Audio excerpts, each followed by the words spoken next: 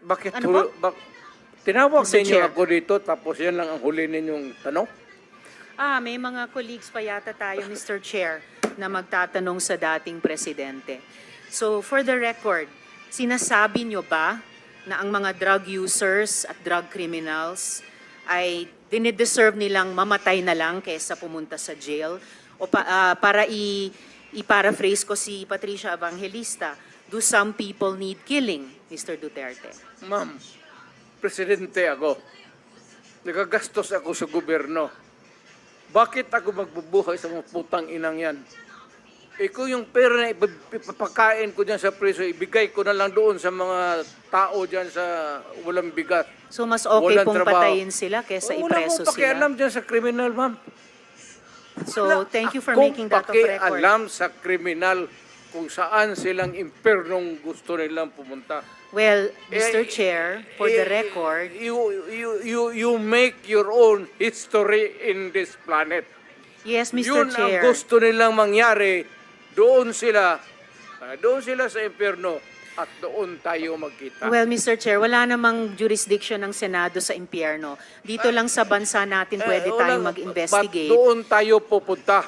Well, wala po akong ambisyon pumuntang impyerno pa.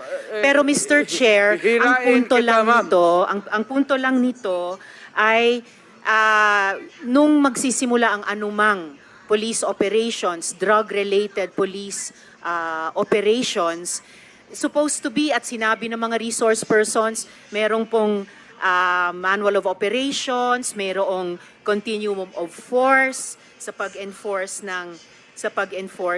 pag-implement ng police anti-drug operation. So, ang premise is, yun na nga, arrest muna at build the case. Well, Mr. Chair, no, as a final word, I hope and I imagine that the Department of Justice is watching dahil ang daming admissions ng dating presidente involving criminal acts. Salamat kaayo. Kasaysayan na lang po maghuhusga. Salamat kayo, Mr. Chair. Thank you, Senator Mr. Ontiveros. Chair. Yes, go ahead, Mr. President. Nagtataka ako hanggang ngayon ang Justice Department hindi pa nag-file ng kaso hanggang ngayon.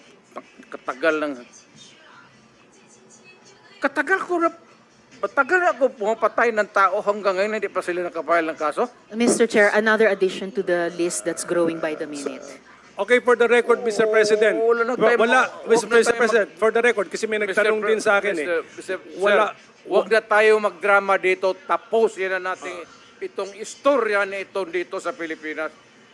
For the record, Mr. President, wala. Kasi naawa ako dito sa mga pulis. Sa totoo lang, naawa ako sa mga pulis, pati sundalo. Kaya ako po,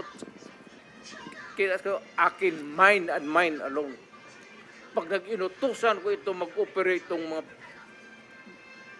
buang na ito, kung anong mangyari akin yan, I'm emotional because I've been longing to state this particular sentiment.